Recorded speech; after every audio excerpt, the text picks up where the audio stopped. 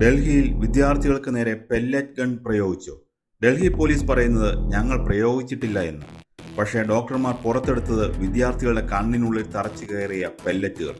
സമാധാനപരമായി സമരം ചെയ്ത യുവാക്കൾക്ക് നേരെ ഡൽഹിയിൽ നടന്നത് എന്തു ക്രൂരതയാണ്. ഇതിലെ സത്യമെന്ത്? ഡൽഹിയുടെ ഹൃദയഭാഗമായ ജന്തർ മന്ദറിൽ നിന്നും രാജ്യത്തെ ഞെട്ടിക്കുന്ന ഒരു വാർത്തയാണ് ഇപ്പോൾ പുറത്തുവരുന്നത്. സമരത്തിനിറങ്ങിയ വിദ്യാർത്ഥികൾക്ക് നേരെ ദ്രുതകർമ്മസേന പെല്ലറ്റ് ഗൺ ഉപയോഗിച്ചോ?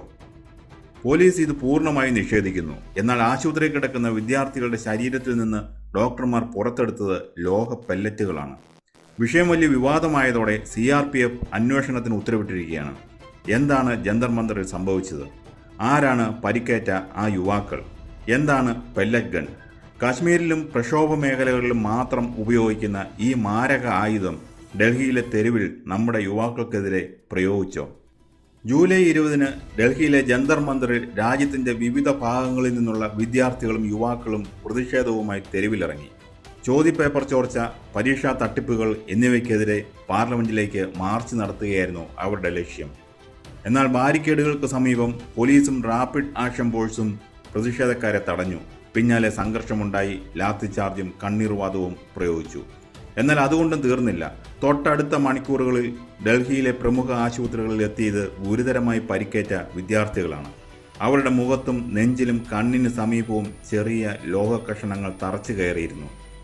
പ്രതിഷേധക്കാർക്ക് നേരെ പെല്ലറ്റ് ഗൺ പ്രയോഗിച്ചുവെന്ന് വാർത്തകൾ പടർന്നതോടെ ഡൽഹി പോലീസ് ഔദ്യോഗിക പ്രസ്താവനയുമായി രംഗത്തെത്തി. പോലീസ് പെല്ലറ്റ് ഗൺ ഉപയോഗിച്ചിട്ടില്ലെന്നും ഇത്തരം വാർത്തകൾ തെറ്റിദ്ധരിപ്പിക്കുന്നതും വ്യാജവുമാണെന്നുമായിരുന്നു പ്രസ്താവന. എന്നാൽ പോലീസിന്റെ ഈ വാദം ആശുപത്രിയിൽ നിന്നുള്ള റിപ്പോർട്ടുകളോടെ ചോദ്യം ചെയ്യപ്പെട്ടു. ആശുപത്രിയിൽ നിന്നുള്ള റിപ്പോർട്ടുകൾ പറയുന്നത് ഇങ്ങനെയാണ്. സാഹിൽ ലോജ 19 വയസ്സ്, സമരത്തിനെത്തിയ വിദ്യാർത്ഥി, എയിംസ് ട്രോമ സെന്ററിൽ ശസ്ത്രക്രിയയ്ക്ക് വിധേയനായി. ഇയാളുടെ വലത് കണ്ണിന്റെ കാഴ്ചശക്തി തിരികെ ലഭിക്കാനുള്ള സാധ്യത 1% മാത്രമാണെന്ന് ഡോക്ടർമാർ പറയുന്നു. ഇയാളുടെ ശരീരത്തിൽ തറച്ചത് പെല്ലറ്റുകളാണെന്ന് എയിംസ് സ്ഥിരീകരിച്ചു. ഷെയ്ഖ് ഇർഷാദ് മൻസൂരി 25 വയസ്സ്, ലേഡി ഹാർഡിംഗ് ആശുപത്രിയിൽ പ്രവേശിപ്പിച്ചു. ഇയാളുടെ കഴുത്തിലും കണ്ണിന്റെ പേശികളിലും മൂക്കിന് സമീപവും പെല്ലറ്റുകൾ തറച്ചു കയറി. നീല യൂണിഫോം ധരിച്ച റാപ്പിഡ് ആക്ഷൻ ഫോഴ്സ് ഉദ്യോഗസ്ഥനാണ് തനിക്ക് നേരെ തോക്ക് ചൂണ്ടി വെടിവെച്ചതെന്ന് ഇർഷാദ് വെളിപ്പെടുത്തി. സമരസ്ഥലത്ത് വാർത്ത റിപ്പോർട്ട് ചെയ്യുകയായിരുന്ന ഔട്ട്ലുക്ക് മാഗസിന്റെ റിപ്പോർട്ടർക്കും പരിക്കേറ്റു. സഫ്ദർജംഗ് ആശുപത്രിയിലെ മെഡിക്കൽ റിപ്പോർട്ടിൽ പെല്ലറ്റ് ഗൺ ആക്രമണത്താൽ ഉണ്ടായ മുറിവുകൾ എന്ന് വ്യക്തമായി രേഖപ്പെടുത്തിയിട്ടുണ്ട്. ഡൽഹി പോലീസ് പെല്ലറ്റ് ഗൺ കൈവശം വെക്കാറില്ല എന്നത് സത്യമായിരിക്കാം. എന്നാൽ അന്നേ ദിവസം പോലീസിനൊപ്പം ക്രമസമാധാന ചുമതലയുണ്ടായിരുന്നത് CRPFന്റെ പ്രത്യേക കലാപവിരുദ്ധ സേനയായ റാപ്പിഡ് ആക്ഷൻ ഫോഴ്സാണ്. RAFന്റെ ആയുധ ശേഖരത്തിൽ പെല്ലറ്റ് ഗണ്ണുകൾ ഉൾപ്പെടുന്നുണ്ട്. സംഭവം രാഷ്ട്രീയ വിവാദമായതോടെ ക്രമസമാധാന പാലനത്തിനിടെ പെല്ലറ്റ് ഗൺ ഉപയോഗിച്ചിട്ടുണ്ടോ എന്ന് കണ്ടെത്താൻ CRPF സമഗ്രമായ അന്വേഷണം ആരംഭിച്ചിരിക്കുകയാണ്. എന്താണ് ഈ പെല്ലറ്റ് ഗൺ? സാധാരണ തോക്കിൽ നിന്ന് ഒരു ബുള്ളറ്റ് മാത്രമാണ് പുറത്തു വരിക. എന്നാൽ ഒരു പെല്ലറ്റ് ഗൺ വെടിയുതിർക്കുമ്പോൾ ഒരൊറ്റ കാർട്രിഡ്ജിൽ നിന്ന് 500-ലധികം ചെറിയ ഈയം കൊണ്ടുള്ള ലോഹ ഉണ്ടകൾ ഒന്നിച്ച് ചെതറിത്തെറിക്കും. ഒരു കൃത്യമായ ലക്ഷ്യത്തിലേക്ക് മാത്രമായി ഇത് ഉപയോഗിക്കാൻ കഴിയില്ല. പുറത്തു വരുന്ന പെല്ലറ്റുകൾ വായുവിൽ ചിതറിത്തെറിക്കും. അതുകൊണ്ട് തന്നെ ജനക്കൂട്ടത്തിന് നേരെ ഇത് പ്രയോഗിച്ചാൽ മുന്നിൽ നിൽക്കുന്ന പലരുടെയും ശരീരത്തിൽ ഒരേ സമയം ഈ ലോഹ ചീളുകൾ തറച്ചു കയറും. സർക്കാർ പെല്ലറ്റ് ഗണ്ണിനെ മാരകമല്ലാത്ത ആയുധം എന്നാണ് വിശേഷിപ്പിക്കുന്നത്. എന്നാൽ പ്രായോഗികമായി ഇത് മാരകമാണ്. അതിരൂക്ഷമായ കലാപങ്ങൾ, അക്രമികൾ ആയുധങ്ങളുമായി ആക്രമിക്കാൻ വരുമ്പോൾ അല്ലെങ്കിൽ ജനക്കൂട്ടത്തെ പിരിച്ചുവിടാൻ മറ്റു മാർഗങ്ങളൊന്നുമില്ലാത്ത ഘട്ടങ്ങളിൽ മാത്രമേ ഇത് പ്രയോഗിക്കാവൂ എന്നാണ് നിർദ്ദേശം. അരയ്ക്ക് താഴേക്ക് മാത്രം ലക്ഷ്യമാക്കി വെടിവെക്കണം എന്നാണ് ചട്ടം. പക്ഷേ ചിതറിത്തെറിക്കുന്ന ഈ ചീളുകൾ എവിടെ തറയ്ക്കുമെന്ന് ആർക്കും പ്രവചിക്കാനാവില്ല. പലപ്പോഴും ആളുകളുടെ മുഖത്തും കണ്ണിലുമാണ് ഇത് ചെന്ന് പതിക്കുന്നത്.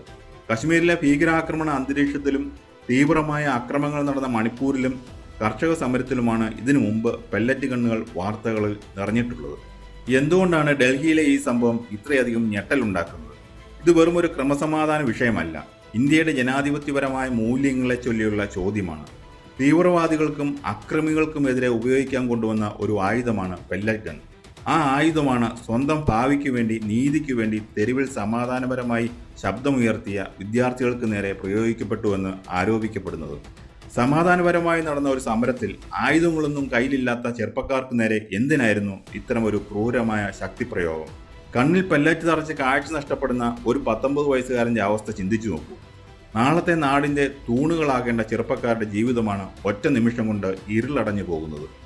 തലസ്ഥാന നഗരിയിൽ ജന്തർ മന്ദർ പോലെ ഒരു കേന്ദ്രത്തിൽ ഇതിനു മുമ്പ് ഇത്തരം ഒരു സംഭവം ഉണ്ടായിട്ടില്ല. ഇത് ജനാധിപത്യപരമായ പ്രതിഷേധങ്ങൾക്കുള്ള അവകാശത്തിനുമേലുള്ള കടുത്ത പ്രഹരമാണ്.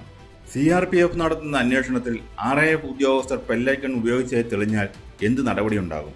ഇത് ഉത്തരവിട്ട ഉദ്യോഗസ്ഥർക്കെതിരെ നടപടി ഉണ്ടാകുമോ? അതോ സാധാരണ സംഭവങ്ങൾ പോലെ ഇതും മറവിയിലേക്ക് ആണ്ടുപോകുമോ? വിഷയം മനുഷ്യാവകാശ കമ്മീഷനിലേക്കും കോടതികളിലേക്കും എത്താൻ സാധ്യതയേറെയാണ്. ജനക്കൂട്ടത്തെ നിയന്ത്രിക്കാൻ പെല്ലറ്റ് ഗൺ ഉപയോഗിക്കുന്ന പൂർണ്ണമായും നിരോധിക്കണമെന്ന ആവശ്യം ശക്തമാകുകയാണ്. തെറ്റുകൾ തിരുത്താനും തൊഴിൽ ഉറപ്പിക്കാനും സർക്കാരിനോട് ആവശ്യപ്പെടാൻ ഡൽഹിയിലെത്തുന്ന യുവാക്കൾക്ക് ഇനി ലഭിക്കുക ഉത്തരങ്ങൾക്ക് പകരം ഈയം കൊണ്ടുള്ള പെല്ലറ്റുകളാണ്. ഒരു കാര്യത്തിൽ സംശയമില്ല, ജനങ്ങളുടെ ചോദ്യങ്ങൾക്ക് ആയുധം കൊണ്ട് മറുപടി നൽകുന്നത് ഒരു ജനാധിപത്യ രാജ്യത്തിന് ചേർന്നതല്ല. CRPFന്റെ അന്വേഷണ റിപ്പോർട്ടും സർക്കാരിൻ്റെ നിലപാടും എന്താണെന്നാണ് അറിയേണ്ടത്.